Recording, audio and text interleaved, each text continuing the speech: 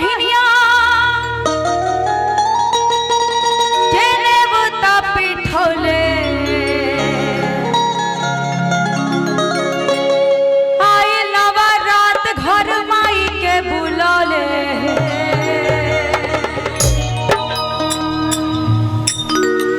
सातोरे बहिनिया केने बुता पिठोले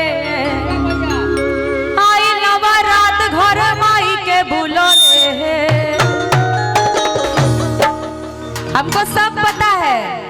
अभी आप मेरे में ऐसा ही करेंगे, जब शुभम भास्कर जी आएंगे तो एकदम सब कुछ साइलेंट हो जाएगा, सब कुछ अच्छा हो जाएगा।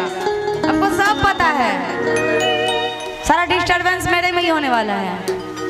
सारा माइक टेस्टिंग जो करना होगा, साउंड बना, सब मेरे में ही बना लेंगे। सातोरे बहिनिया केने बता पिठोले आई नवरात घर माई के बुलौले खोएछा भरब सात जनी के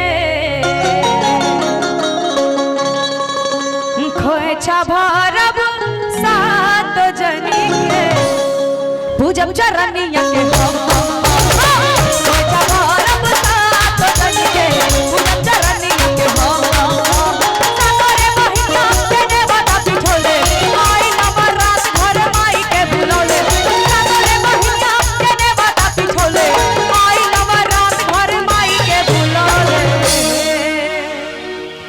खोएछा भरब सात जनी के। ओम सर्व मंगल मांगल्ये शिवे सर्वार्थ साधिके शरण्ये त्र्यंबके गौरी नारायणी नमोस्तुते। पूजब चरनिया के खोएछा भरब सात जनी के पूजब चरनिया के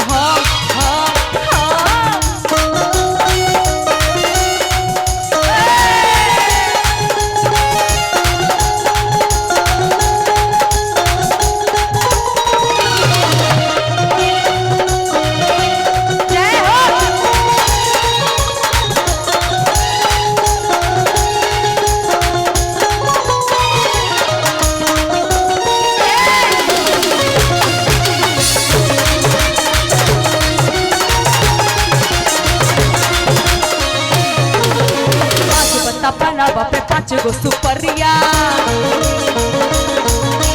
भेजली संदेश माई के लाली रे चुनरिया